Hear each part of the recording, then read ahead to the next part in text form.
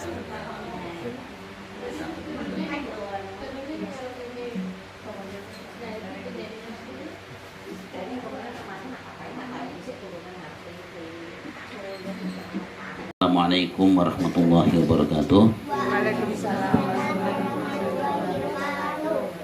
Alhamdulillah rabbil alamin wa bihi nasta'inu ala umuri dunya waddin. Asyhadu an la ilaha illallah wahdahu la syarikalah wa asyhadu anna Muhammadan abduhu wa rasuluh. Allahumma shalli wa sallim ala sayyidina Muhammad wa ala alihi wa ashabihi asma'in, amma ba'd. Yang kami hormati dan yang kami banggakan Bapak Haji Karni selaku pembina sekaligus pemimpin pengajian As-Salam. Alhamdulillah sampai sekarang masih tetap istiqomah dalam melaksanakan thalabul ilmi. Karena menuntut ilmu ini hukumnya wajib. Thalabul ilmi faridatun ala kulli muslimin wal muslimat. Menuntut ilmu itu hukumnya fardu, baik muslim laki-laki maupun perempuan. Kalau menurut panjenengan hadis ini yang ada penekanan menuntut ilmu wajib, yang dimaksud ilmu dunia toh, ilmu akhirat toh, atau ilmu dunia akhirat? Sing jelas yang jawab. Hampir seluruhnya, hampir setiap saya ngisi kajian saya tanya seperti itu, jawabnya adalah ilmu dunia dan akhirat. Ternyata saya ikut kajian, ya. Ikut kajian bukan kiai sembarang kiai, ya, namun alumnus pondok pesantren yang betul-betul berkualitas. Hadis ini menerangkan hanya menuntut ilmu agama. Ilmu dunia tidak dicantumkan di situ. Karena agama mengajarkan manakala umat Muhammad itu belajar Islam secara kafah, maka semua ilmu dunia katut. Jadi mulai dari ipolek sosbud semuanya katut. Al-Quran kita pelajari secara menyeluruh akan menemukan ilmu tentang politik, ilmu tentang ideologi, ilmu tentang ekonomi, ilmu tentang perdagangan, sosial, budaya, semuanya ada di dalam Al-Quran. Sehingga orang-orang pintar mengatakan kalau kamu belajar agama itu ibarat beli sapi. Kalau kamu belajar ilmu dunia ibarat beli tali. Kalau kamu beli sapi, talinya mesti katut. Orang ngandel dicoba, ben. Ya. Pak Karni itu kalau beli sapi tidak usah ngomong, tidak usah pesan sama pembelinya, penjualnya, tolong Pak nanti saya beli sapi sama talinya, tidak usah ngomong tali, sudah langsung otomatis gitu ya. Tapi kalau dengan penjualan beli tali, sapinya tidak mungkin katut, gitu. Kalau penjenengan beli tali kok sapinya katut, terjadi masalah. Betul ya? Maka Islam selalu mengajarkan, ya ayyuhalladzina amanu dkhulu fis silmi kafah wa la tattabi'u khutuwatis syaitan innahu lakum aduwwum mubin.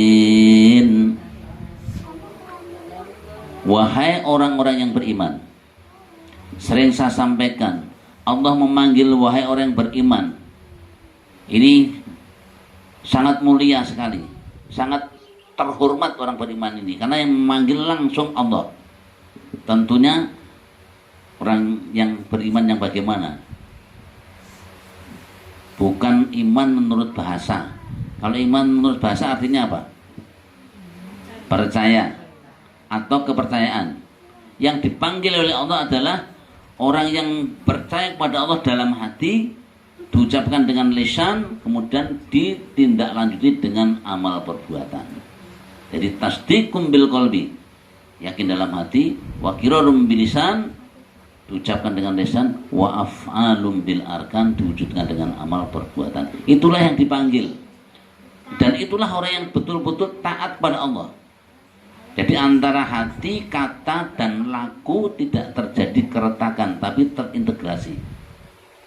Nah, ketika dia dipanggil, diperintahkan, udkhulu fis silmi kafah, masuklah kamu ke dalam Islam secara kafah. Kafah itu menyeluruh. Ya. Jadi maksudnya kalau kita belajar ilmu agama tidak boleh sepotong-potong, tidak boleh setengah-setengah. Kalau sepotong-potong, setengah-setengah mudah terkotak-kotak. Karena pemahamannya memang sangat dangkal. Karena yang dipahami hanya setengah-setengah. Kalau sudah terkotak-kotak, maka Islam mudah diadu domba. Nah, syaitan itu mempunyai lahan subur, atau panjenengan kula termasuk umat manusia dijadikan lahan yang subur ketika cara belajarnya setengah-setengah. Wala khutuwatis syaitan, belajar setengah-setengah itu termasuk langkah-langkah syaitan. Ingat, dan sesungguhnya syaitan itu musuh yang nyata bagimu. Setan itu bisa berbentuk dari jin, juga bisa berbentuk dari manusia. Kalau dari jin tidak kelihatan, kalau manusia kelihatan. Ketoknya manusia yang kelakuannya setan. Maka Allah akan selalu mengingatkan, kalau kita mendengar ucapan-ucapan yang ada sisipan-sisipan perbuatan setan, ya. Ucapan-ucapan setan itu kan mulai dari A, B, C itu ya, miso-miso itu ya. Itu segera panjenengan berlindung pada Allah. A'udzubillahi minasyaitonirrajim. Aku berlindung pada Allah dari godaan syaitan yang terkutuk. Termasuk misalkan suami penjenengan kalau teriak-teriak enggak benar itu langsung jenengan berlindung pada Allah. A'udzubillahi minasyaitonirrajim. Aku berlindung. Nah, itu kalau suaminya tahu, wah aku dianggap setan gitu. Ya memang setan gitu. Ya, maka kita disuruh kafah, berbagai segi dipelajari sehingga mengerti kesempurnaan Islam yang sebenarnya. Kalau kita mengerti Islam yang sebenarnya, tidak pernah menghakimi kepada saudara kita yang pada saat mengamalkan agama tidak sama dengan kita, tidak segera mengatakan itu bid'ah, itu sesat, dan lain sebagainya. Jadi perlu pemahaman. Ini pesan dari agama seperti itu. Thalabul ilmi itu maksudnya menuntut ilmu agama. Karena dengan ilmu agama dunianya akan katut. Jangan belajar ilmu matematika, akhiratnya katut enggak? Enggak katut. Kalau benar belajar agama, katut tuh matematika. Ada di situ. Ya. Maka kita semakin lama harus semakin berkualitas tentang ilmu. Termasuk penjenengan kalau mendengar ayat yang pertama itu, yang turun pertama kali diwahyukan oleh Rasulullah itu ayat apa? Surat apa? Al-Alaq kan? Iqra bismi rabbikal ladzi khalaq. Perintahnya membaca berapa kali? 3 kali kan? Iqra. Bacalah ya Muhammad. Saya tidak bisa baca ya Jibril. Iqra terus baca terus sampai 3 kali. Ini memberikan satu pelajaran pada kita bahwa kita punya kewajiban untuk meningkatkan minat baca. Jangan sampai minat bacanya itu betul-betul berkualitas, betul-betul minatnya 90%, tapi daya bacanya tidak ada. Maksudnya paham ya? Minat baca ada tapi daya bacanya lemah. 70% minat baca itu yang dibaca HP itu loh maksudnya. Tuh WA itu mau betai pol. Jam-jaman. Tapi ketika baca Al-Quran, nah seperti itu. Itu namanya minat baca tapi daya bacanya lemah. Itu salah satu kelemahan kita di situ. Maka kita tidak boleh, kita lansia itu sudah waktunya menyikapi perkembangan situasi dan kondisi. Semakin lama harus semakin baik. Penjenengan kalau berangkat ngaji dengan jagong lebih awal mana?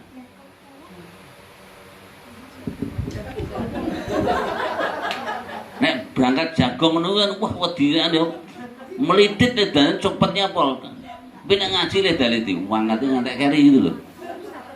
Dibalik sekarang. Harus ada peningkatan. Oh, berangkat tolabul ilmi lebih awal.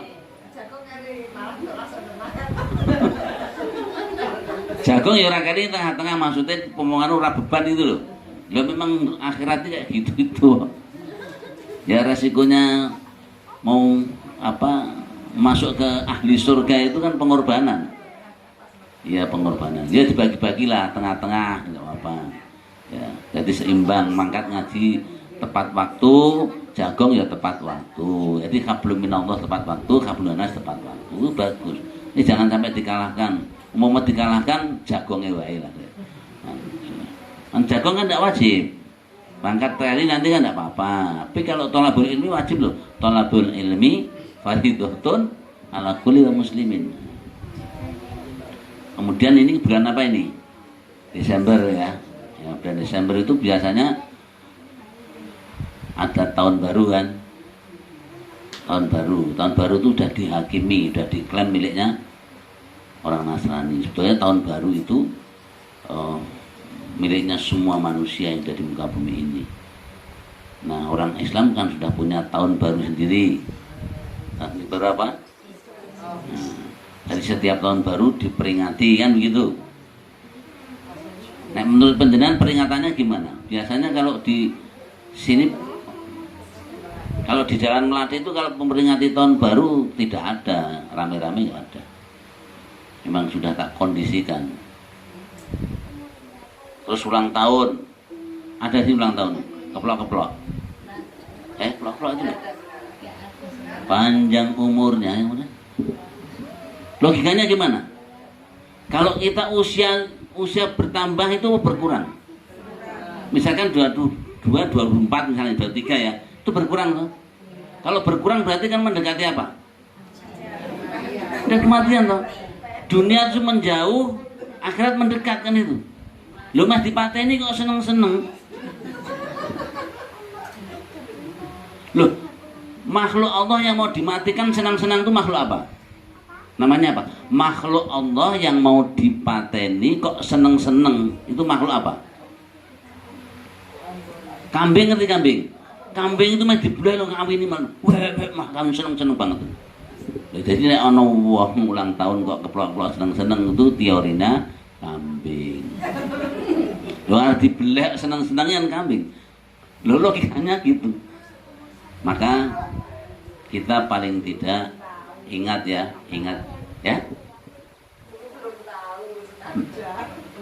Maksudnya belum tahu gimana?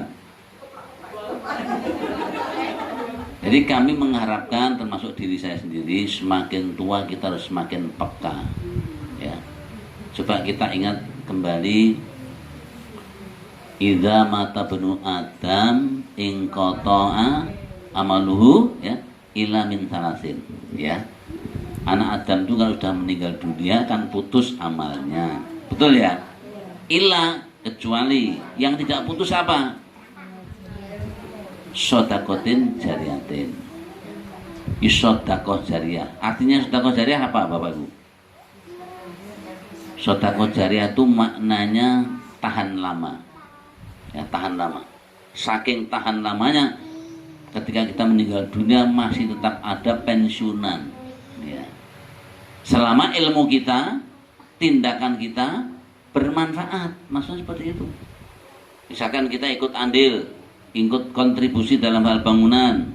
Bangunan itu digunakan untuk ibadah mahdhoh, masjid, ghairu mahdhoh, misalkan gedung, fasilitas masyarakat dan sebagainya. Selama itu dipakai untuk kebaikan, insya Allah dapat pahala mengalir. Kan begitu Pak ya? Terus beda kalau amal jariah kejelekan. Amal jariah kejelekan ada kebalikannya.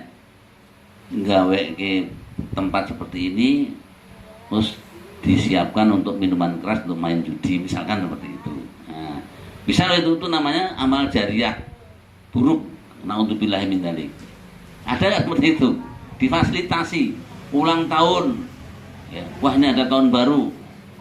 Wah tahun baru ngadakan pentas. Minta nanti minumnya anu Pak, teh saja. Semuanya sepakat. Sudah usah minuman keras. Ternyata ada strategi. Minuman keras diganti nenggone porong. Ini porong ya. Nah, di situ. Nah, saya ini orang intel kok dihapusi ternyata baunya beda. Nah, selama itu diikuti tindakanmu maka akan selalu mengalir. Terus penjenengan nyanyi-nyanyi misalkan. Nyanyi-nyanyi surang gojil buat jundil-jundil gitu. Itu sopo gitu. Itu kan mewariskan. Kan mengajak kejelekan. Nah, mumpung durung ketekanan malaikat jurupati gitu ya. Kalau misalkan tampil yang baik karena itu kan dakwah. Kalau dakwah lewat mimbar tidak bisa, lewat di sini tidak bisa, maka tunjukkanlah setiap dilihat orang ya, itu harus yang baik, yang harus ada nilai ibadah. Ini saya pesan seperti itu. Jadi penjenengan tidak boleh sama dengan yang ngaji dengan yang tidak ngaji, gitu loh. Tuh. Pan gitu toh. Ngaji kan orang ngaji kok podo iki kan lucu kan. Nah, ini tak serahkan dengan itu nek kersa nek ora kersa itu juga tanggung jawab saya selesai gitu loh. Ini tahun baru remaja kita luar biasa. Luar biasa. Ini saya tidak bicara kotor tapi kenyataan. Jadi kondom tuh laris banget. Ngerti kondom ya? Laris banget di mana-mana luar biasa. Terus untuk apa? Sing beli cak nom-nom kabeh itu. Tahun baru. Lho kok jangan mendelengi aku kenapa? Apa aku gitu? Loh saya waktu masih dinas menemukan seperti itu. Sampai sekarang begitu. Nah, maksud saya begini, anak-anak kita yang sudah ABG, jenengan jangan lengah untuk melepas begitu saja. Wong koncone dong menurut melu jangan. Karena akan menyesatkan itu. Itu amal jariah ya. Iki mbok anggap lucu ya monggo orang ini nyatanya begitu. Terus untuk apa coba? Kasusnya seperti itu. Jadi bekas-bekas ya seneng aku ora tak omong lah. Jadi kelompok-kelompok tertentu, tempat-tempat tertentu ternyata kayak gitu banyak sekali. Sudah mulai keropos ya. Kemudian au ilmin yuntafa'u bih, ilmu yang bermanfaat. Ya. Ilmu yang bermanfaat panjenengan kula niki ilmune kan pas-pasan. Ya, walaupun kita hanya tahu satu ayat, tolong disampaikan. Entah itu nanti didengar, dilaksanakan, ya monggo alhamdulillah ora yang penting ini punya tanggung jawab untuk menyampaikan, mentransfer ilmu yang kita miliki ya. Walaupun hanya satu ayat. Ya, balighu anni walau ayat, sampaikan ilmu agama walaupun hanya satu ayat gitu ya Bu ya. Dan pun gak ada ilmu kan nih sawah itu sampaikan. Kemudian awaladin sholihin dan tamulah, anak yang soleh yang mau mendoakan kedua orang tuanya. Kalau memang penjenengan sudah yakin itu, sudah yakin kalau yang selalu mengalir itu amal jariah, ilmu bermanfaat, anak yang soleh, berarti kita harus betul-betul menyiapkan semuanya itu. Menyiapkan semuanya itu. Ingat ibu-ibu, bapak-bapak yang ada di sini, walikulli ummatin ajal. Ya, setiap umat itu mempunyai batas waktu. Ajal itu batas waktu. Batas waktu hidup ada. Batas waktu menjabat ada, semuanya kan berakhir. Kalau sudah waktu sudah datang. Fa idza jaa ajaluhum, ketika waktu ajal itu sudah datang, la yastakhiruna, kamu tidak akan pernah bisa mengundurnya. Wala taqtimun, kamu juga tidak bisa mengajukannya. Nah, ini bahaya loh ya. Bahaya karena apa? Kita tidak akan pernah tahu ruh kita dicabut oleh malaikat Israil. Pernah ngasih informasi Israil? Nggak pernah kan? Yang dikasih informasi siapa? Manusia yang mau meninggal dikasih informasi dulu itu siapa? Pernah? Ingat gak? Jadi Allah mengutus supaya mengingatkan, memberitahu kepada hambanya kalau mau dicabut nyawanya, siapa yang dikasih informasi itu? Nabi Muhammad. Iya kan? Ketika didatangi malaikat siapa? Jibril dulu. Wahai Rasulullah, kula menika diutus kalian Allah Subhanahu wa taala kapurih nangkletaken panjenengan. Nek kok apa? Roh panjenengan umpami dicabut siap napa mboten? Bahasa saya seperti itu. Kalau aku siap dicabut, berita gembira untuk saya apa? Kalau panjenengan siap dicabut rohnya, bidadari 70 bidadari sudah menjemput panjenengan. Semua pintu surga dibuka untuk jenengan. Saisinya kenikmatan, mulai dari yang semuanya nikmat, makanan, tempat semuanya nikmat, sudah disiapkan panjenengan. Ketika ada berita seperti itu, Nabi Muhammad jawabnya gimana? Kok tekok atau malan Pak Yoto ngisi ngajian? Tanya, wahai Jibril, kalau saya bisa menikmati surganya Allah, apakah umatku besok juga bisa menikmati seperti yang aku nikmati? Itulah pimpinan Nabi Muhammad, memikirkan itu. Tapi beda kalau Pak Karni atau saya. Hei toh, kowe mek dicabut nyawamu, hei Karni cabut nyawamu, kira-kira piye bidadarimu ya, bidadari menjemput ya, terus nonton bojone lho wis tuwek ya langsung cabut ya. Bojone itu mungkin Pak Kani karo Pak Muhammad tidak nonton kasure kayak gitu, surganya seperti itu, ya udah langsung aja. Nah ketika seperti itu Israel diperintahkan, kalau memang seperti itu besok umat Muhammad, umatmu juga akan menikmati seperti panjenengan ya Rasul, ketika umatmu itu mengikuti aturan dan pelajaranmu, kan begitu.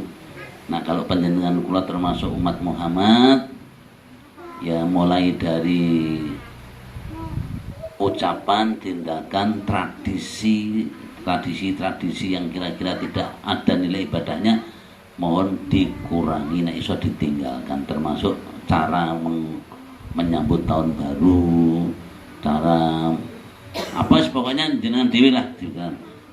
Walaupun orangmu mengatakan biasanya kan ada pentas Pak ini, saya kalau enggak, monggo, yang jelas itu kan tidak sesuai dengan agama. Nah dulu waktu saya begini, orang tua saya itu orang enggak, ya agamanya agama tradisional ya, wong kok delok wong, aja ngantek wong didelok wong nanti. Wong didelok wong. Wong didelok wong jenengan niku mboten delok kula niki ya. Maksudnya mendengarkan boleh, kalau delok karena jogetan saya itu tidak boleh. Kan ada toh, memang ditampilkan supaya dilihat ya, supaya nanti yang melihat banyak, kan regane mahal loh. Jadi dia pentas yang nonton kok banyak, itu berarti mahal harganya. Kalau yang nonton sidik berarti murah harganya. Soalnya sidik. Ya, seperti itu. Terus apa lagi tadi?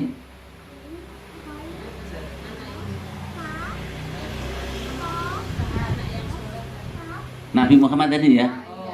Nah, itu kan informasi Nabi Muhammad. Lah, kita ini tidak dapat informasi. Tahu-tahu pendadakan. Seperti kemarin hari Rabu, namanya Pak Yasin Yusuf, usia 49. Anaknya 3, Barpe SMA, SMP baru TK. 49 kan masih muda.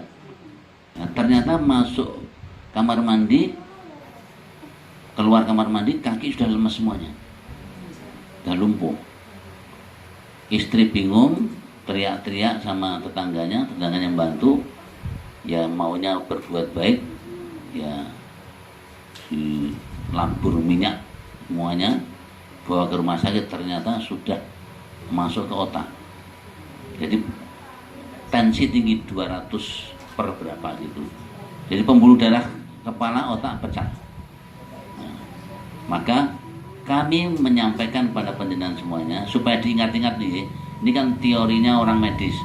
Ketika ada indikasi, ada tanda-tanda itu stroke, struktur yang rada mencong, rada nggak bisa apa-apa, itu jangan dipegang dulu, langsung dikeluarkan darahnya di sini, ya dicoplos sama dom, keluarkan, atau di telinga sini, sehingga tidak masuk ke otak. Itu kan mau keluar tidak bisa, masuk ke atas naik, ini tidak kuat, pembuluh darahnya pecah. Kemis sore dinyatakan dia koma telah satu-satunya operasi. Setelah dioperasi meninggal dunia. Ya. Itu tidak ada informasi itu. Sin Yasin, kau bisa tak cabut tidak kayak gitu. Tidak ada. Awak dhewe ini termasuk bukan punya ilmu ini, ilmu alam malakut. Alam malakut itu alam malakut, alam malaikat, kita langsung kontak dengan Allah, akan dikasih informasi, tanda-tanda. Hati-hati karni ya toh kurang 40 dina meneh. Misalkan seperti itu. Nah, itu pena itu. Pena. Kalau nggak dikasih isyarat kan bahaya. Terus solusinya gimana? Solusinya setiap aktivitas harus ada nilai ibadah. Ketika penjenengan ada serangan mendadak, serangan fajar, ya, serangan malam, serangan siang, udah siap dalam posisi husnul khotimah. Maksudnya seperti itu. Dan ini bisa kita miliki ketika kita istiqomah dalam hal aktivitas apa saja, hati kita, ya, niat kita ibadah. Nah, penjenengan datang ke sini ya niatnya ibadah. Kemudian kerja bakti ya ibadah. Caranya gimana? Selalu zikrullah, ingat pada Allah. Ya, ingat pada Allah itu kan bukan subhanallah walhamdulillah wala ilaha illallah wallahu akbar. Bukan hanya itu saja. Termasuk penjenengan bekerja, dalam hati penjenengan mengatakan kalau bukan karena yang menggerakkan Allah, saya tidak akan pernah bisa berbuat seperti ini. Ini termasuk ingat pada Allah. Ya, mudah-mudahan Bapak dan Ibu yang hadir di sini dicatat oleh Allah sebagai hamba Allah yang istiqomah, ya. Istiqomah dalam kebaikan pada saat nanti kita mendapatkan panggilan Allah dalam berakhir husnul khotimah. Itu saja yang dapat kami sampaikan, semoga bermanfaat, ya. Jangan sampai nanti saya serak dengan serik, itu kan tidak boleh, ya. Terima kasih. Wassalamualaikum warahmatullahi wabarakatuh. Aku kesel soalnya sedino itu budak balik uang. Direkam tuh. Itu dicabut kan. Saya ngarek dihilangi soalnya. Ya Allah, cocok kelaru kok. Malah enggak. Aku mah.